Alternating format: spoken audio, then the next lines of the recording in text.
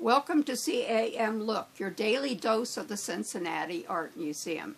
Each day, a staff member will share with you an object from the permanent collection and pose questions for discussion. Please check back at 10 a.m. every day for a new work and a new chat. My name is Kristen Spangenberg, and I'm curator of prints. Today, I'm going to share with you the work of Elizabeth Catlett. She was a talented printmaker and sculptress, and her work focused on the African-American woman. She has given expression to the plight of the working-class woman of color and used her art as a political tool to articulate the struggles of oppressed peoples. Her artistic involvement with race and gender themes was not a fad. In fact, in 1946, she raised aspects of the facial physiognomy: dark skin, curly and coarse hair, broad noses, and full lips, and she raised them to the heights of aesthetic contemplation. Her images of women were workers, social activities, creative individuals, scholars, and mothers, and they were not one-dimensional representations of women. This is the story of Harriet, who was born in Dorchester, Maryland in about 1820. Her parents were from the Ashanti tribe in West Africa, and they worked on the Boldras plantation.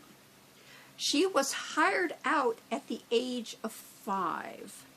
At the age of 15, she tried to run away and was clobbered on the head by a lead weight, which put her into a coma.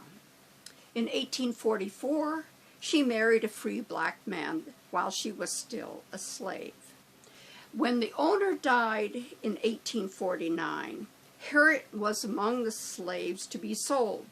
She made the 90-mile trip to the Mason-Dixon line with the help of contacts along the Underground Railroad, which was an elaborate series of secret houses, tunnels, and roads set up by abolitionists and former slaves.